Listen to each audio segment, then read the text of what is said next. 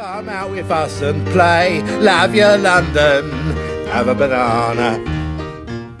Welcome to part 3 of our travels around Battersea and Nine Elms. In today's episode of Love Your London, we visit Battersea Village and its beautiful church and quaint historic buildings, including Battersea's oldest house, where we tell you about its previous inhabitants. We also visit the Battersea Flower Station. No, not the power station, we did that in episode 1. There's pubs, there's sundials, there's dodgy estates, and there's iconic movie locations. We also take a walk down St John's Hill, talking about some of the more eccentric regulars, both in the world of property development and music. Plus we'll be visiting Clapham Junction Station, the busiest in Britain. But first, join us as we start the new day beside Old Father Thames.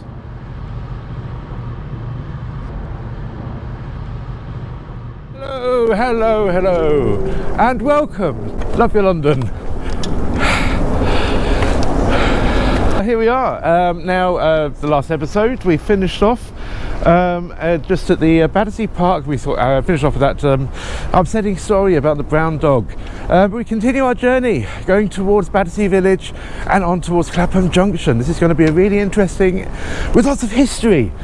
We're going to see lots and lots of old buildings, but we're going to start off at a very new building. This here is the headquarters of Foster's and Partners. That's Norman Foster, the architect who has designed many famous buildings. Probably the most famous here in London would be the Gherkin. You can't see from here, but it's over there, somewhere in the distance.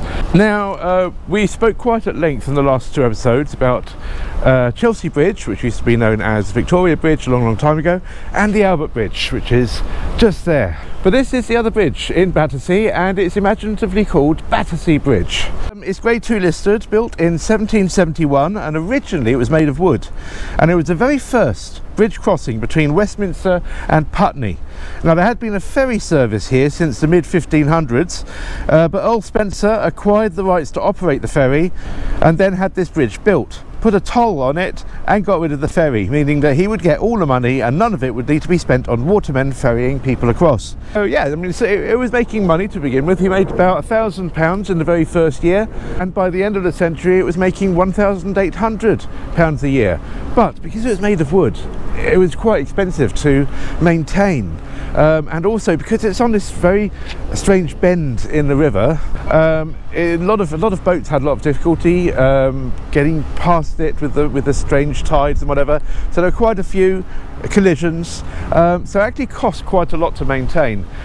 Funny enough, Earl Spencer made a lot more money from foot passengers. I do apologise for the crackle and the sound because it is quite windy today. I've got the old dead mouse on, but I don't know whether dead that's cat. No, that's very small. That's a dead mouse. You've got a sweat ring. Oh no! Please, no, please.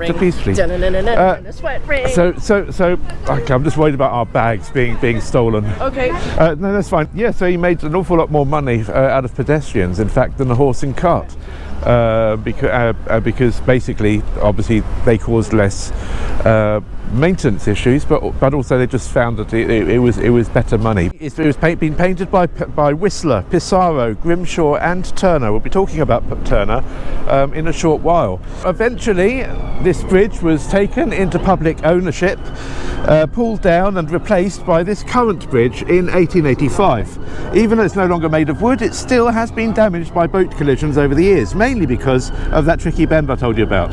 The most recent major collision was in 2005 when a 200-ton barge called the James Prior collided with it, and repairs cost £500,000. And it's not just boats that have collided with it. A year later, a bottlenose whale became stranded at this bridge. And yep, you did hear me correctly. It was a big bottlenose whale, and it was very moving because it was all the cameras obviously this was 2006, all the cameras were following it, people were waving at it, trying to tell it to go back. Ended up getting beached over there, and you'll see a picture on your screen there of them trying to rescue it, but unfortunately it didn't make it. Yeah, very sad. But enough of recent history. It's now time to show you a bit of the old Battersea. So let's head on now towards St Mary's Church. Now there's been a church here since 800 AD. That's how old, well, that's how old this ground is. This particular church dates from 1777. It's designed by a local architect whose name was Joseph Dixon. Now, just 5 years later in 1782, the poet William Blake married his wife here. And there are a number of important windows inside the church. One of them commemorates William Blake. There's the Vitruvian man down there. Well, it's actually Albion. And he obviously represents England. Or maybe even Man or Blake himself. And that, of course, is the famous Phillips portrait of William Blake. Fantastic. Now there is another window here that commemorates William Turner. Now neither Blake nor Turner are buried here, but like Blake, Turner had a huge connection to this church.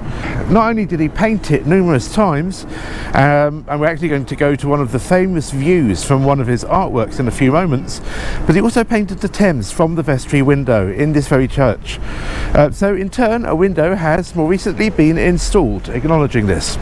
There is another window dedicated to William Curtis, the botanist and founder of the Linnean Society, who is buried in the churchyard. And downstairs in the crypt, there's someone else who is interred, or sepulchred rather, someone who's very controversial for our American viewers. His name is Benedict Arnold, and now he was born in Connecticut, and he'd been ordered by George Washington, who completely trusted him, to defend West Point in New York. But the plot that he was going to surrender to the British was uncovered, and so he defected to the British and led them in battle against the Continental Army. So he's a much, much hated figure in the US and is synonymous with treason. There you go. Oh, yeah. Find it on Supra. Now, sorry about the wind. As you can see, if you stand just here and look at this view, I'll probably stand on this thing. Whoa. And look at this view. That is very, very similar to the view that Turner had when he painted this site, which you can also see on your screen. Look at that. Obviously, Battersea Bridge was wooden back then. You can't really see it. You can just see a little bit there. You can see a bus just on top in the distance over there. So I imagine he painted it either from a boat here, or maybe the tide was really, really out and he was able to sit somewhere on the foreshore. But this would definitely, I imagine he probably did it from a boat. This is definitely the view that he had when he painted St Mary's Church.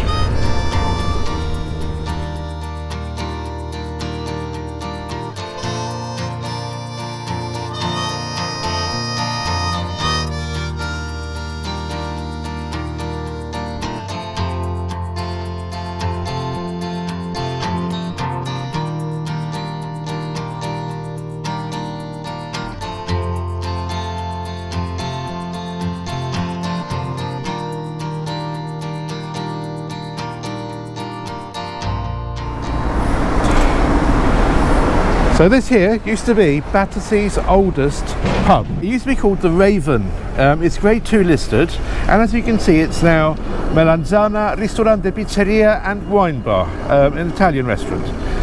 Now this building dates to the 1600s, and it has quite a lot of history, as you can imagine. Now in fact, in the cellar, I'm going to go in and hopefully see it, but underneath in the cellar they've got a bricked up tunnel, and the tunnel leads to the river and to the church, to St Mary's Church, and it was used by smugglers to smuggle things in the 1600s from the river. Well, 1600s, 1700s, probably up to the 1800s, I don't know. Smuggle things from the river through the tunnel and into the Raven pub. So it's a very historical place. Hopefully, I did send an email to the owners. Hopefully they got it and they'll let us see what it's like. Now, I really must think, I did mention this before, but I really must think the two Facebook groups, one's called Love Battersea, another one's called Battersea Photos. They've been really, really helpful in like helping me, because I would have otherwise may not have spotted this place. This was a suggestion by two people actually, Vince Newsvik, I do apologise if I'm not pronouncing that correctly, and Julie Williams, both from the Love Battersea Facebook group. So thank you for that bit of information about the tunnel. Let's go inside and see if we can, if they'll let us in and let us see it. Oh, it's cool. Hello. Yeah, so they were tired of people coming in and wanting to see the bricked up tunnel, so they put a big fridge in front of it, which is I'm not very happy about that, to be honest, but still, I mean this is part of our history, part of Battersea's history. People want to see it. It's a Grade 2 listed building. They should be allowed to see it. There's a barber shop in the city of London near Leadenhall Market, which has got some Roman ruins under it, and they don't mind people coming through and bothering their customers going through down the steps to have a look at the Roman ruins. They've also got glass floor. Yeah, so I mean it's a bit, oh there we go, look, London House, 1780. So that would have been, that's a good example, that opened 3 years after the church opened. So it just shows you sort of how the village builds itself around the church. Okay, let's move on to the next place. That's slightly disappointing, but important to show you all the same. We're now going to make our way to the oldest building in Battersea that's still standing. It's known as the Battersea Old House.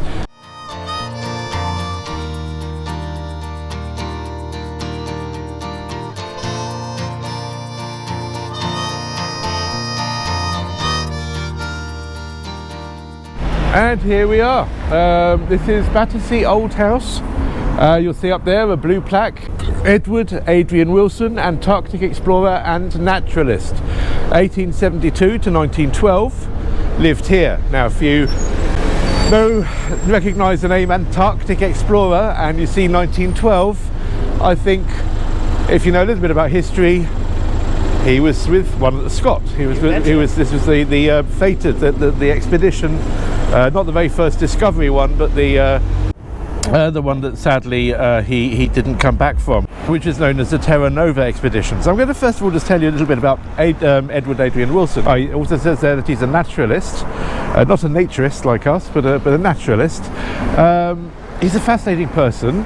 He's quite a religious man. He was doing missionary work in the slums of Battersea at the end of the 19th century, but it was here in Battersea where he met Oriana Fanny Super, whom he married in 1901. Fantastic name. It is a fantastic name. Unfortunately, they didn't marry at the local Battersea church because Fanny's father, I think, was a vicar somewhere. So they got married outside of London.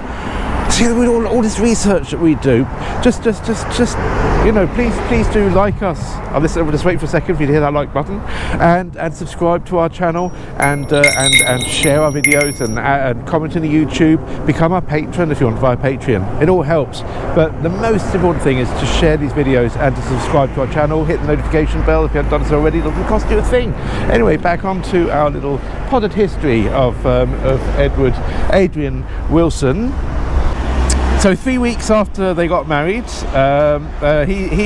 set off with Captain Scott on the 1901 to 1904 Discovery Expedition of Antarctica, also known as the British National Antarctic Expedition. So he was there with Shackleton and all that lot. And actually his wife sewed the sledging flag, which you can now see in Gloucester Cathedral. Now he was then very, very junior. He had a positive and calming influence on Scott, though.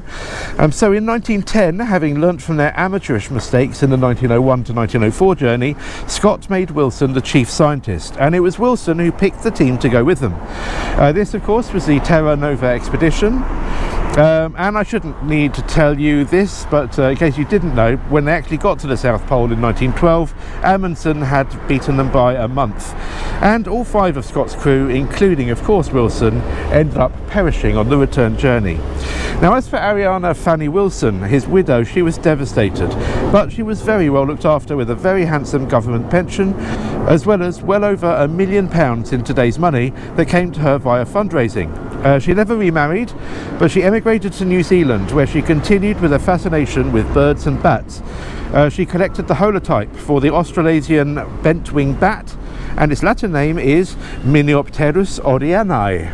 Obviously, Orianae is after Oriana. And there's also a cestode, which is another word for a tapeworm, named after her as well. Excellent. Yes, so tapeworms and bats.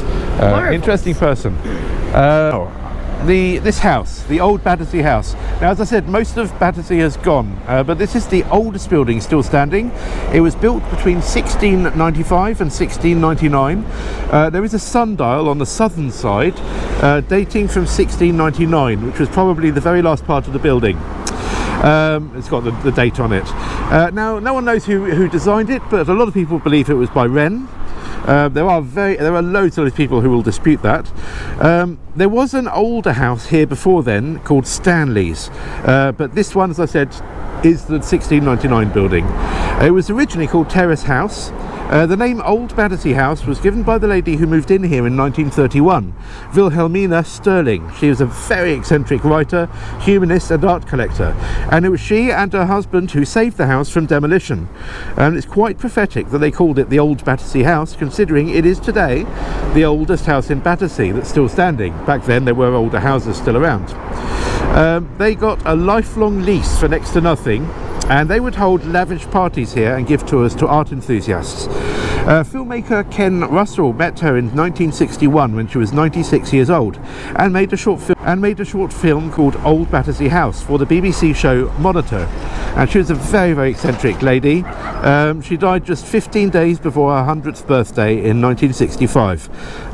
You can see there on your screen a little bit of the BBC News thing. There'll be a link in the description where you can see the whole thing, but as you can see on your screen, you've got a little bit there of her talking to Ken Russell. Now, after she died, the house fell into disrepair until it was eventually bought by the American publishing millionaire Malcolm Forbes, as in Forbes magazine, who restored it back to its former glory and started here a very important collection of Victorian art and royal memorabilia, which was eventually sold off by auction in 2011. Okay, so now in the very first episode of Barnes to Mortlake, our previous series, we went outside and spoke outside the current home of Simon Le Bon from Duran. So this is where we used to live, number 24 Octavia Street, which is just here, this lovely teal coloured door, he sold it. He used to live here in the 1990s, and he sold it in 1989 to Warren Cucurulo, who was one of the former guitarists of Frank Zappa, and then became the guitarist to Duran for many, many years. He sold it to him, and mainly to use it as a music studio. It was here where Warren Cucurulo set up Privacy Studios. And of the Duran albums that were recorded here, they recorded Duran, which is also known as the Wedding Album, in 1993, Thank You in 1995, Medazzaland in 1997, and Pop Trash in 2000. And basically, Simon Le Bon and the rest of Duran realised that, in fact, from a home studio they could still get the same great quality sound with a lot less hassle, which is obviously they had people like Mark Tinley to help with the production, as a sound engineer, etc. But this is where they made a lot of their, as I said, quite a number of their albums, and it's where Warren Cucurulo still lives today, the guitarist or sometime guitarist, I don't think he's with them right now this minute, of Duran. Okay, so we're obviously in an area of Battersea where they quite like puns and plays on words, because right here we have Flower to the People Pizza. Flower to the People Pizza. And just over here, and I really do like this name, it's a very good piece of marketing, we have a florist and a garden centre called Battersea Flower Station. Really clever piece of marketing there. Here it is, Battersea Flower Station. It has had loads of, I mean, if you look on Google, it's just 5-star review after 5-star review. So obviously they're doing something right, and we quite like garden centres. You'll see in our YouTube description, you'll see that we mentioned quite a few garden centres that we've been to. In fact, we visited 2 in our Alexandra Palace and Muswell Hill episodes. But let's go and have a little look inside. This is lovely. Do like a garden centre. This is. They've made such excellent use of the space here. It's quite a narrow one, but it goes on, and it's really nice, isn't it? Look. There's all these, first of all, these different pots. I mean, a lot of people would walk past it thinking it was just a tiny florist, but in fact it goes on and on and on, and I'm not surprised it's got such good reviews. It's got climbers, olive trees, lots of various herbs and salvia.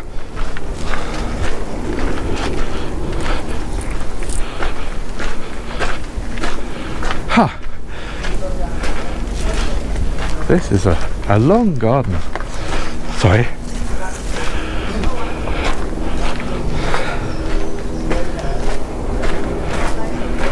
It's really lovely. This is John, and you run the Battersea. Yes. Did you come up with a fantastic name? My business partner Lisa did. She came up with the name. It's brilliant. It's very, very good. And so, how long have you been running? 12 years. 12 years. And obviously, you got you were allowed to stay open during the pandemic, weren't you? I take it. We weren't to start with. Yeah. So we had to close at the beginning, but we sort of went online more. Yes. And then we were allowed to open again. Yes. Yeah. We visited quite a lot of garden centres during that time because we were desperate to go out, and we knew that someplace we could go. That's fantastic. It's beautiful. And what's your bestseller here? Bestseller. Yes. Depends on the time of year. At Christmas, it's Christmas trees. Of course, yeah. In the middle of the summer, then it might be geraniums or something. But it's really season, isn't it? We're open all year, right? And obviously it varies what we change with the season. Okay, so here we are. We're at the Asparagus. Now, in the last episode, I explained why the asparagus is so important to Battersea. And that's because of the Battersea bundles, which were grown on the Battersea marshes, which is now part of Battersea Park, and they were huge, these asparagus. And obviously the area was also known for its own type of cabbage, Battersea cabbage, as well as the Battersea red, which was an anemone, and it also grew melons and lots of other things here as well. But this pub is the Asparagus. I was hoping it'd be quite a cheap stop-off point, but unfortunately it's no longer a Wetherspoons. This was actually one of the pubs that JD Wetherspoons put up for sale, along with 4 other South London pubs, and it's now part of the Portobello brewery, or whatever it is, the Portobello company. So the pints, rather, I think it's £4.65 or something, a pint of cider. Obviously it used to be something like £1.69, so it's quite a huge leap, and the food is quite a lot more expensive, but it still looks like a Wetherspoons inside. You wouldn't know until you actually saw the price of the drinks. But anyway, cheers, and see you at the next place. Come on, son. Come on, son. It's meant to be sunny today. It's meant to be sunny right now, according to the app on my phone.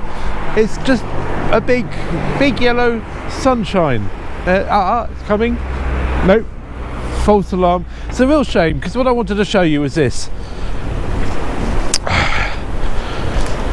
This here is a Human Sundial, and it's ingenious, really. Obviously it tells solar time. Solar time is the same as GMT, so you'd have to add 1 hour on because we're now in British summertime. But the idea is you become the gnomon. The gnomon being the bit that sticks up in the middle of the sundial. So you become the gnomon, and you stand on. So we're now currently in June, just. So you stand on June, you stand quite upright. Okay, this is really exciting because look, the sun has just come out for a second.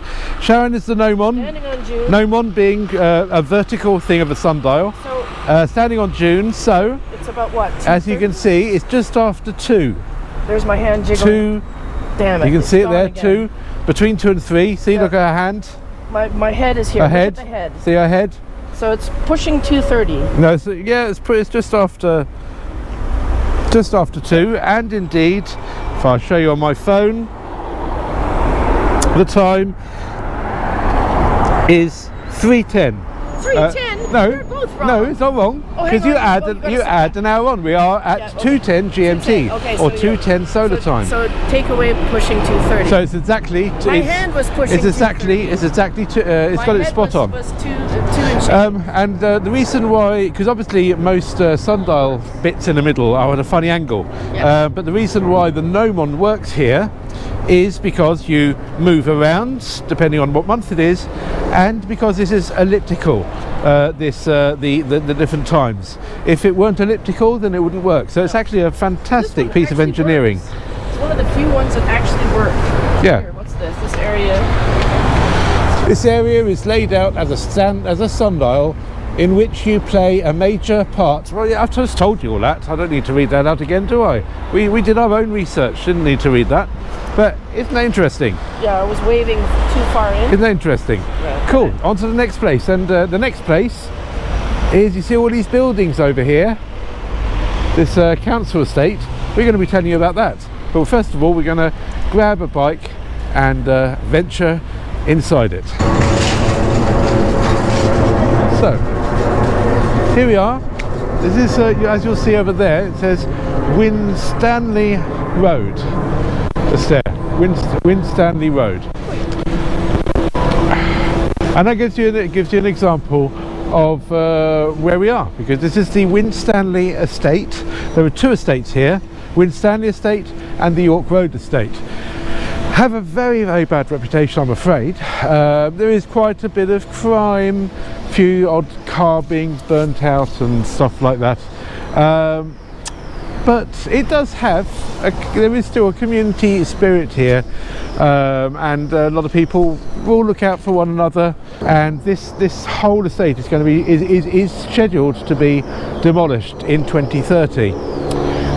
Some people are happy about it, some people are very upset about it. We've passed quite a few places on the way here with security guards outside, trying to sort of stop people from squatting places that have already been emptied. But I'm going to tell you a little bit about this estate, because it sort of happened really. I mean, this whole area used to be a slum, and it was. I'm sure that you'll remember the amazing kitchen sink drama Up the Junction, which was a Ken Loach film, which was part of the Wednesday play series on BBC. So this was adapted from Nell Dunn's fantastic short story, Up the Junction, collection of short stories. It wasn't actually the very last time that Ken Loach and Nell Dunn collaborated together on a film, because she also wrote Poor Cow, which is another one of his fantastic kitchen sink dramas. Now you may also be aware of a film that came out shortly afterwards, because the other one was a TV movie. There was a film starring Dennis Waterman with the same name. That was a cinema version, also starring Susie Kendall. They're both good, but I do prefer the original TV movie. It's a lot more gritty, a lot more real. And obviously the story is all about the backstreet abortions that used to be here, the gang violence, etc. But they're fantastic. It's kitchen sink drama. It would be remiss of us not to mention at this juncture, or should we say at this junction, the famous 1979 song Up the Junction by the band Squeeze. Though they were more southeast London than southwest London, they immortalised this area again with their fantastic song, which has no repeating lyrics or chorus, and basically tells the story that the singer never thought would happen, with him and a girl from Clapham who gets pregnant, and then she runs off with someone else, leaving him to drink away his sorrows as he comes to the assumption that he's really up the junction. Brilliant songwriting. Check it out on YouTube. The link is in the description below. But anyway, so when that was all torn down as part of the slum clearances, and these were built instead, and they're all going to be torn down as well in 2030. Now, there have been a lot of people who have been brought up in these estates, some of them really, really successful. One of them, of course, being former Home Secretary for Labour, Alan Johnson. You know, he was brought up here. The guy who invented the reggae sauce, Levi Roots, you may remember him from Dragon's Den. He was brought up here. It's also been a fantastic place for musicians. You've not only got the Melodian Steel Orchestra, who came from here, but quite a number of the So Solid crew. Of course, So Solid crew has so many members over the years, but quite a lot of them came from this estate as well. And if you would like to find out more about these estates, you will find in the YouTube description a link to a 40-minute film called Battersea Junction Stories from Winstanley and York Road Estates, which was made in 2018 by Year 6 children from the local Falconwood Primary School, in conjunction with Digital Works, an arts and educational charity. It includes interviews with some of the local residents and much more, so you get a real feel for the community spirit that thrives in this area. This is the Wandsworth Roundabout, and we're now going to go down these steps here. Follow me.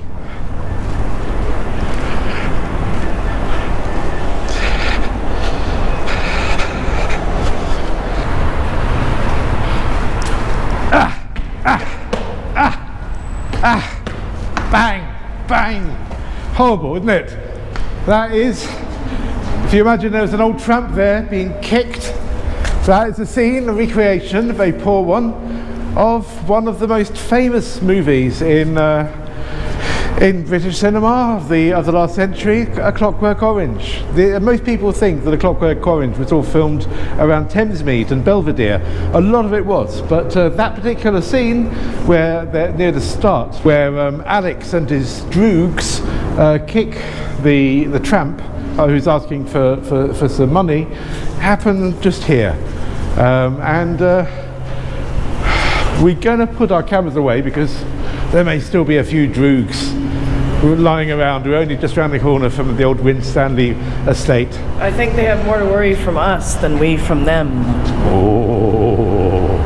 As I was saying in our other episodes, we are just covering, apart from Nine Elms, which we've already done, we are just really covering the geographical area of Battersea, which as seen on Google. So in fact, this here is the westernmost point of Battersea. We're now going to head south towards St John's Hill, so we're not exactly covering the whole political constituency of Battersea, because otherwise we'd end up being about 100 pages, 17,000 words as well, lots of research. So please do reward us by subscribing to us and sharing us and sharing those as well, and all the rest. Cool. Okay, so we're now on St John's Hill. In fact, that side of St John's Hill, the south side of St John's Hill is no longer part of Battersea proper. So it's only really this side of that we're mostly interested in today. And here we are, number 120 to 124 St John's Hill, which is a rough location. And especially this garden. I'm just going to show you the garden at the back, because there's the garden at the back, and I'm going to explain now why I did that. Well, I'll tell you the fascinating story of what used to be here. Basically, it was this location. There used to be a dog leg they used to run from over there to over that, roughly over that towards that garden, this whole area was bought and developed by Thomas Cole Mackley in the 1840s. He was an ironmonger from Shoreditch, and he had a number of different developers building these houses for him to sell off. But he had his own property down there, and he had real difficulty accessing his property, so they had to use this dog leg, which he wasn't very happy about. He sold a bit of the land to a timber dealer called William Smith, in the hope that they together could work to get better access to the properties at the back. William Smith, the timber dealer, he had a completely different idea, and he decided to extort Mackley basically by making this area as unsightly as possible, to put off any possible buyers. This was in 1849, and there'd just been a public execution of Marie and Frederick Manning, who had committed the Bermondsey Horror, which is a really nasty murder case that we'll be talking about when we get to Bermondsey, which is really, really soon. Anyway, so this William Smith guy, the timber merchant, built effigies of the Mannings as well as other notorious people, and hung pots and flags and bells and all sorts of things outside the property to put off potential buyers, hoping to extort Mackley by putting them off, and to try and get him to pay money for him to remove them. But in the end, Mackley took Smith to court and won the case. Smith ended up going to prison for 6 months. But it wasn't until 1867 or so that the dog leg was actually removed and Mackley finally got his access, though unfortunately he couldn't enjoy the access because 2 years later, in 1869, he died. So there you go. That's a fascinating story. A lot of research went into that. It wasn't easy to find out. You won't find that in the usual tourist guides to the area. I had to read a very, very old book to discover all of that. But yeah, so now we're just going to go on down there a little bit more to St John's Hill. There's another place I want to talk to you about. Now I did just say that I wasn't going to be talking about that side of the road because that's not technically in Battersea, but I don't think we'll probably be coming back down this road again in another series, so I'll just have to talk there about number 101, which is 101 St John's Hill, and that was where the famous 101 Club used to be.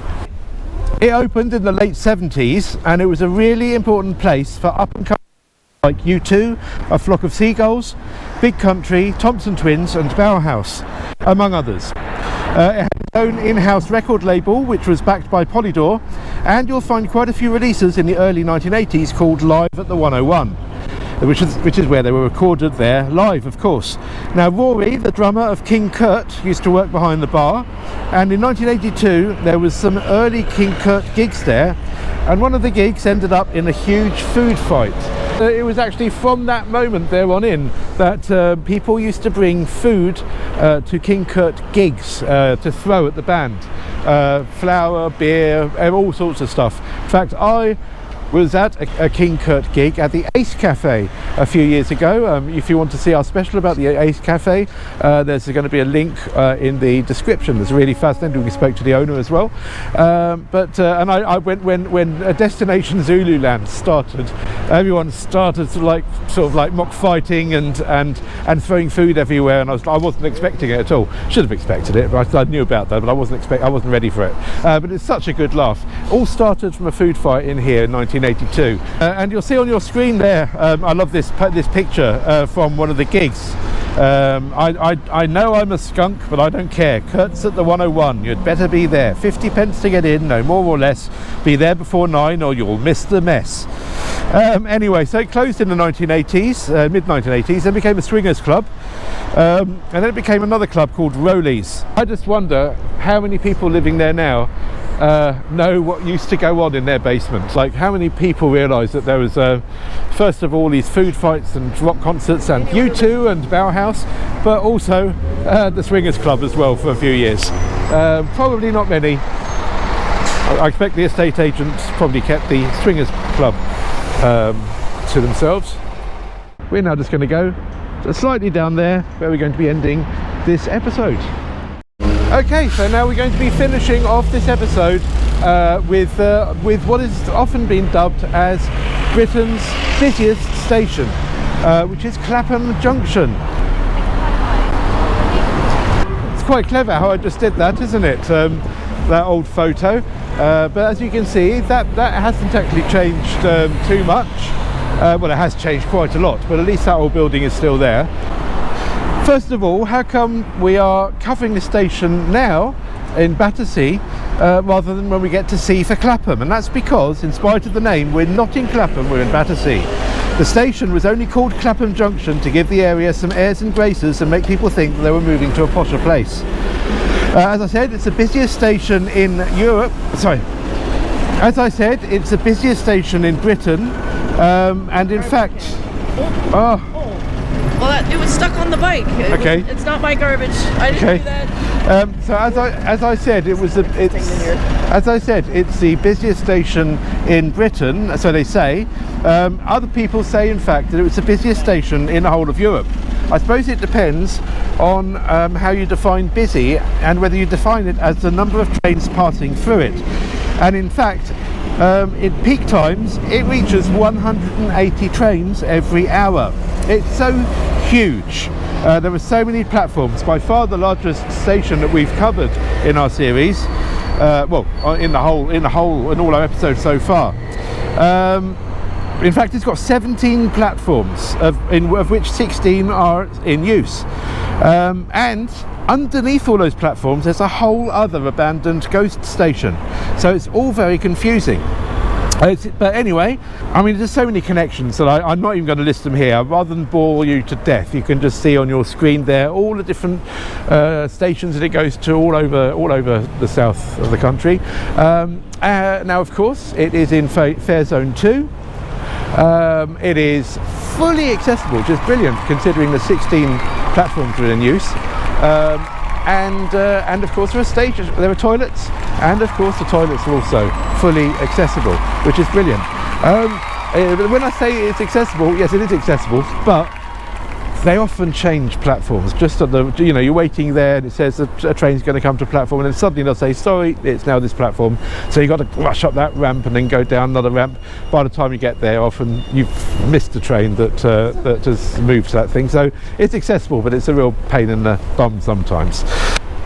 So, as I said, you can go to all places like from here, from Brighton, Weymouth, Reading, Waterloo, Victoria, Vauxhall. But as well as being on the National Line, it's also on the Overground, or the Windrush Line, as this new part of the Overground has been dubbed. And so from here you can get to places like Dalston Junction and Highbury and Islington in North East London. Now, Crossrail 2 is of course suspended, but if it ever does go ahead, it'll be on that too. Now, there are a few entry points. The one that you can see on your screen right now is the Brighton Yard entrance, but you can also enter via a small shopping arcade further down St John's Hill, or via Grant Road on the other side. And like many stations, it's had its history of crashes, the most devastating being in 1988, which involved 3 trains and in which 35 people died and 484 people were injured, 69 of them seriously. It's quite a complicated story, but largely due to a signalling failure. The re-signalling had only just been done, but by someone who was unsupervised and who had worked a 7-day week for several of the previous weeks. As a result, British Rail were fined £250,000 and new guidelines were put in place to ensure that the hours of employees working on safety critical issues were limited. There was no prosecution for manslaughter.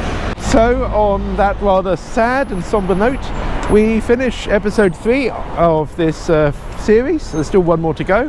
And so the next episode we're going to be walking from Clapham Junction up Lavender Hill and on towards our final station of the series, which will be Queenstown Road. So we'll have gone the sort of circle. But anyway, that just leads us to say, till next time. Bye!